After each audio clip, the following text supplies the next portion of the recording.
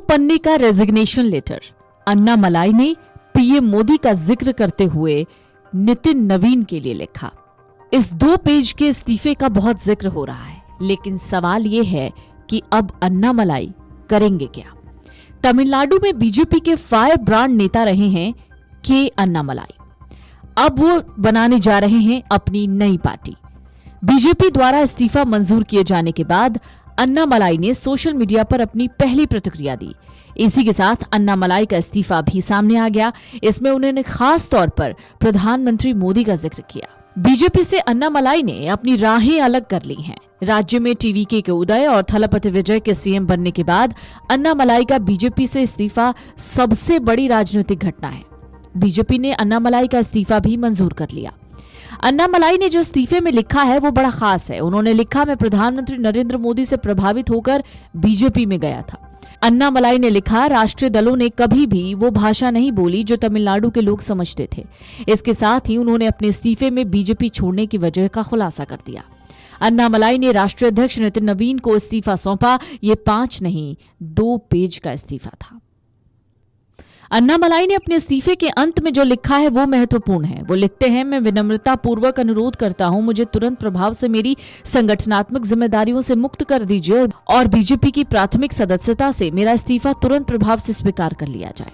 लेकिन अब अन्नामलाई क्या करेंगे? क्या वाकई वो अपनी नई पार्टी बनाने जा रहे हैं? तो इस बात का खुलासा भी अन्नामलाई ने कर दिया है।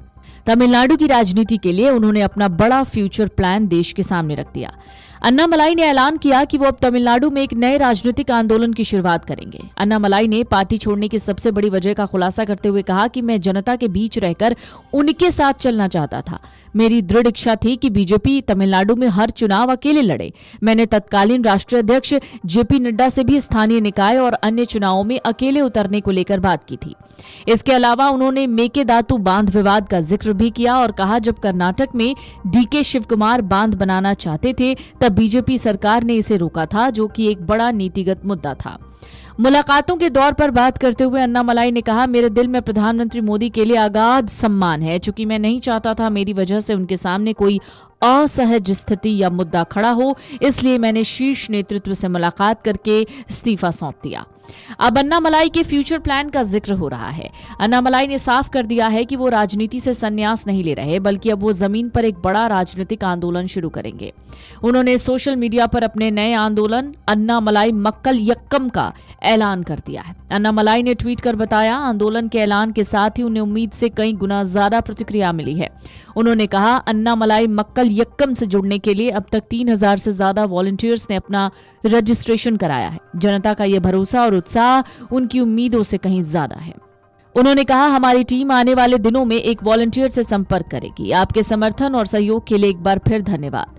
अन्नामलाई के इस कदम से साफ है कि वो तमिलनाडु में द्रविड़ राजनीति के स्थापित चेहरों को टक्कर देने के लिए अपनी नई और स्वतंत्र जमीन तलाश रहे हैं और उसकी तैयारी में जुट गए हैं। अन्नामलाई ने तो यहां तक कह दिया कि वो लंबे समय से तमिलनाडु में एक नई राजनीतिक राह बनाने के लिए संघर्ष कर रहे थे।